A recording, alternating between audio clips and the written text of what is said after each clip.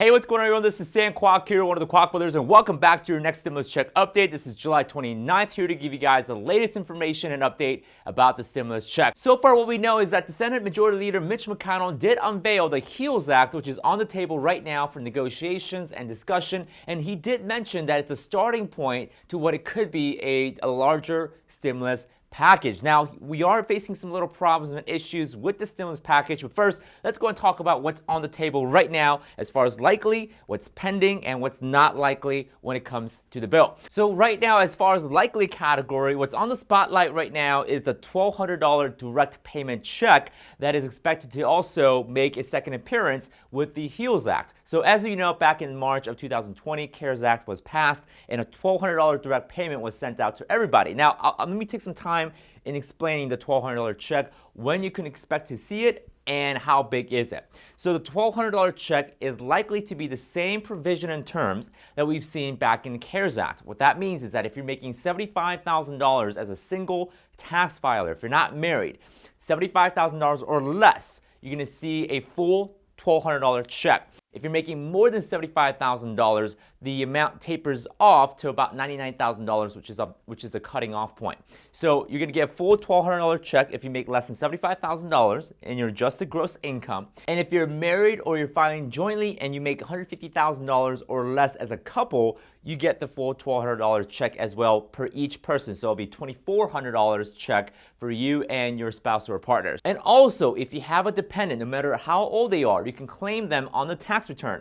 You also get $500 per dependent, up to 4 dependents. So you get additional $2,000 if you have 4 dependents. Again, no matter how old they are, in CARES Act, we saw that it was 17 years old and younger would qualify as far as the payment of $500 per dependent. But this time around, no matter how old they are, they get the $500 per dependent. So that's the direct payment, and everyone's asking, well, when can we see this happen? When can we get the $1,200 check? Well, assuming if this bill, the HEALS Act, does get passed within the current Senate session, which expires on August 7th, we may actually start to see the checks as early as end of August / mid-September. So anytime between end of August till mid-September is when we'll see most of the checks come out.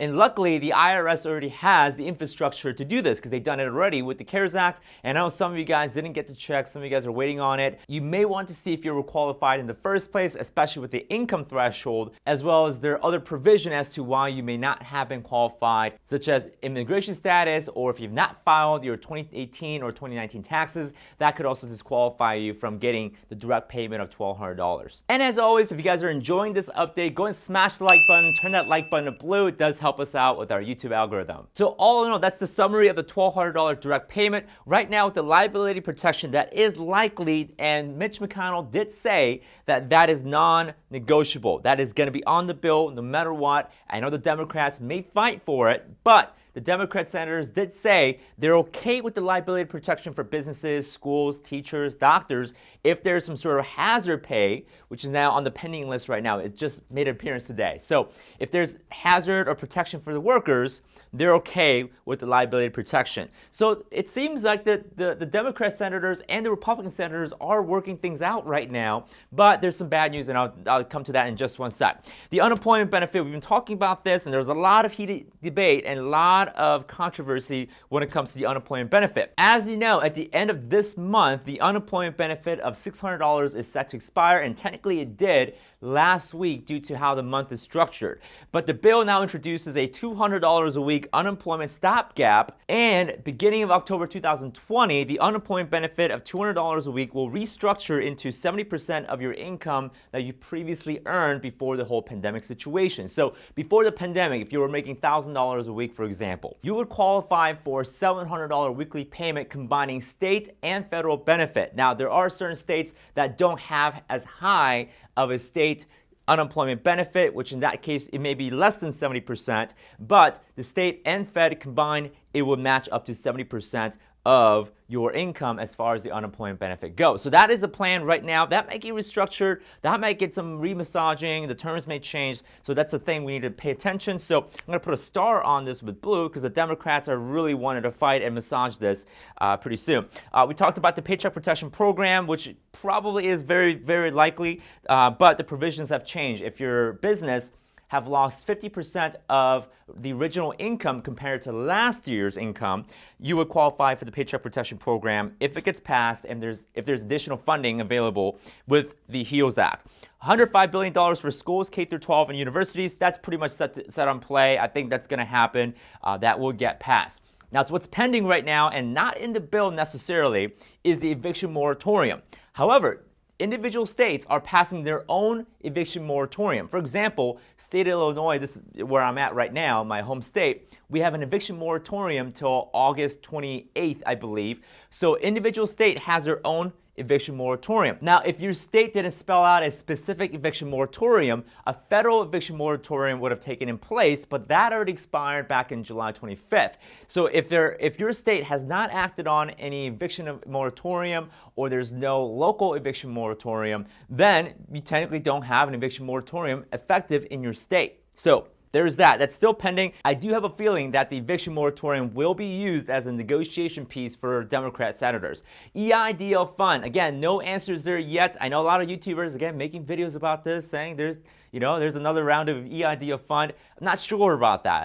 I don't see a bill yet. If you see one, go and comment down below. Would love to cover it and read about it and give you guys some more updates. The EIDL is the Economic Injury Disaster Loan for businesses that have suffered, similar to the Paycheck Protection Program.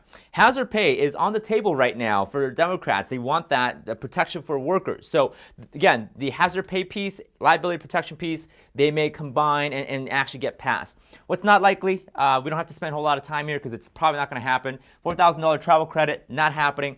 Payroll tax cut, not happening, and we're not seeing another mortgage forbearance extension because that's still in play with the CARES Act right now. Now, the problem that I was talking about earlier, depending on how you look at it, it may not even be a problem, but some of the Republican senators are opposing the entire bill altogether. They're saying, you know what, we don't need to spend more money. We don't need more stimulus in the economy. We need to focus on getting a cure for the coronavirus. We need to get back to our feet. No more having to spend more money out of the government. Right? I can see a point there, right? We don't want to keep on printing dollars and printing more money so that we're accumulating more national debt.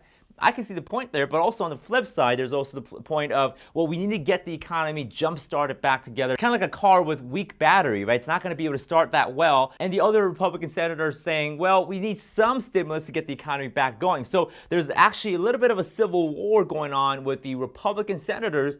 Half of them may be saying, hey, we don't need more stimulus. So half of the Republican senators saying, we don't need any stimulus money, let's leave it alone, let's not pass it. The other half of the Republican senators saying, well, we need some sort of stimulus, let's try to work with the Democrats through this. So this bill right now has some challenges, mainly because, well, majority of the Senate are Republican senators, and if they're fractured or divided on the thoughts of this bill, then it might be harder for this bill to get passed through the Senate. Now remember, in order for a bill to become a law, not only does it have to get passed through the Senate, but also has to get passed through the House, and it ultimately gets signed by the president, which the president can veto, which does go back to the House or the Senate for a override vote. So with that divisiveness, this bill does have a little bit of challenge, but we still have to see. I'll keep you guys updated as far as what's falling off the likely, what's being added to the likely table right now with the stimulus package. So definitely stay tuned, guys, and subscribe to our channel if you want more updates coming soon.